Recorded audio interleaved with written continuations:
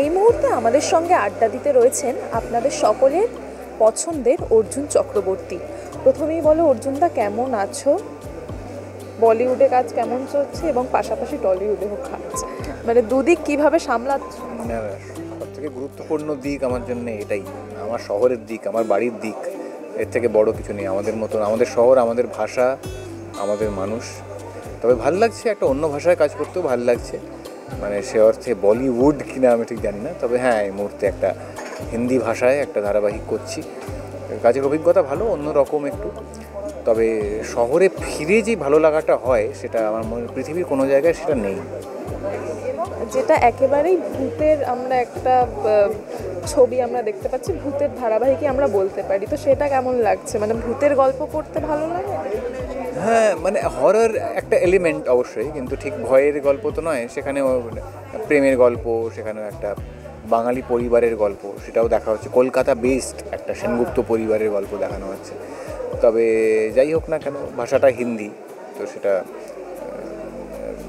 বাংলাটা হিন্দি ভাষায় একটা বাংলা গল্প বলে মাঝে মাঝে একটু কিরকম অসুবিধে হয়, কিন্তু এটা একটা অভিজ্ঞতা, একটা অন্যরকম এক্সপেরিমেন্ট করছি এবং কাজটা করে ভালো লাগছে, মনে হচ্ছে দর্শকের ভালোই লাগছে। প্রথম যখন কলটা পেলে এই ধরনের একটা কাজ করতে হবে, কিরকম ভেতর থেকে কিরকম ভালো লাগে এসেছিল বা কেমন লেগেছিল? হ্যাঁ, ইমিডিয়েটলি যে ভালো লাগা এসেছিল সেটা না, একটা এক্সাইটমেন্ট তো ছিল যে এরকম একটা এক্সটেন্সিভলি অন্য একটা ভাষায় কাজ করব, হিন্দি ভাষায় কথা বলতে হবে, সেটা নিয়ে কনফিডেন্স মোটামুটি ছিল। কারণ এই ধরনের অডিশন বা সেলফ টেস্ট অনেক হয়েছে আগে।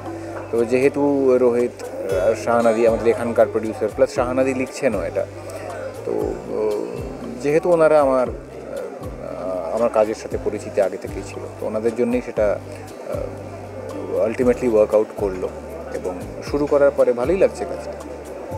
এবং তোমাকে বুঝি না প্রিয়, যেটা এই মাসেই আসতে চলেছে, তো সেইখানে কাজ করার অভিজ্ঞতা কেমন ছিল অর্জুন? ভীষণ ভালো। স্বাধীনতা দিবসের দিন রিলিজ করছে আড্ডা টাইমসের পোর্টালে। অভিজ্ঞতা খুব ভালো ছিল। তোতনের সঙ্গে আমার আগে কাজ হয়নি, আড্ডা টাইমসের পোর্টালে আগে কাজ হয়নি, যদিও সুরেন্দ্র ফিল্মসের সাথে হয়েছিল। আড্ডা টাইমসের পোর্টালে আগে কাজ হয়নি, দেবচন্দ্রিমার সাথে ওই লিড জুটি হিসেবে আগে কাজ হয়নি। তো একটা অন্যরকম চরিত্র, একটু মস্তানি, তার মধ্যে প্রেম, একটু অনেক মজার দৃশ্যও রয়েছে, সব কিছু মিলিয়ে মিশিয়ে একটা গল্প, একটা খুব কমপ্লিট প্যাকেজ মনে হয়েছে আমার।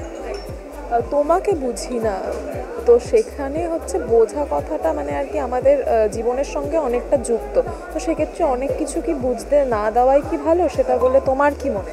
হ্যাঁ, বোঝার চেষ্টা সকলেই করি, সব কিছু বোঝার চেষ্টা করি। বুঝতে না পারলে একটা অস্বস্তি কেমন যেন হয়। তবে হ্যাঁ, ভুল বোঝাবুঝি তো লেগেই থাকে, শুধু প্রেমের সম্পর্কে নয়, বন্ধুদের মধ্যেও থাকে, অনেক সময় মা বাবার সঙ্গেও থাকে, ভাই বোনদের সঙ্গেও থাকে। তবে হ্যাঁ, এক্ষেত্রে অবশ্যই প্রেমের গল্প, সেখানে তোমাকে বুঝি না প্রিয়, প্রেমের ভালোবাসার মানুষটার কথাই বলছে, তো অবশ্যই ভুল বোঝাবুঝি থাকে এবং অনেক মন ভাঙানোর দরকারও পড়ে, সব মিলিয়ে মিশিয়ে জীবন। তোমার কাছে ভালোবাসার মানে? একটা মানে বলা খুব কঠিন। ভালোবাসা মানে অনেক কিছু, একে অপরকে বোঝা, সম্মান করা এবং স্পয়েল করা একে অপরকে স্পেস দেওয়া।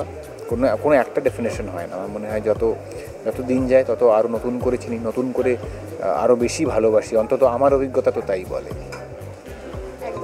সামনে পুজো আসছে অর্জুনদা, পুজো মানেই খাওয়া দাওয়া, তোমার কাছে পুজো মানে কি? মানে খাওয়া দাওয়া একদম। আমি সৃজা আর অবন্তিকার সঙ্গে গাড়ি করে মাঝে মাঝে, মা, আমার শাশুড়ি এবং আমার মা মাঝে মাঝে ওনারাও আমাদের সঙ্গে চলেন, ঘুরে ঘুরে চট করে যখন ভিড়ভাড়টা কম তখন যতগুলো প্যান্ডেল, যতগুলো ঠাকুর দেখে নেওয়া যায় ওগুলো চেষ্টা করি। এবং শহর ছেড়ে থাকতে একেবারেই ভালো লাগে না পুজোর সময়, খুব দরকারি কাজ না হলে সেটা অ্যাভয়েড করারই চেষ্টা করি। আর হ্যাঁ, অবশ্যই খাওয়া দাওয়ার কোনো নিয়ম মানা চলবে না পুজোর কদিন। কি বলবে দর্শকদের উদ্দেশ্যে, সামনেই আসছে তোমার কাজ? চাইবো আপনারা সকলেই দেখুন, 15ই আগস্ট থেকে আড্ডা টাইমসের পোর্টালে দেখা যাবে তোমাকে বুঝি না প্রিয়। তো প্লিজ দেখবেন এবং ফিডব্যাক দেবেন। থ্যাংক ইউ অর্জুনদা, এবং এই ধরনের আরও ভিডিও দেখার জন্য চোখ রাখুন মিউজিক বাংলায়। এনজয় সারাদিন।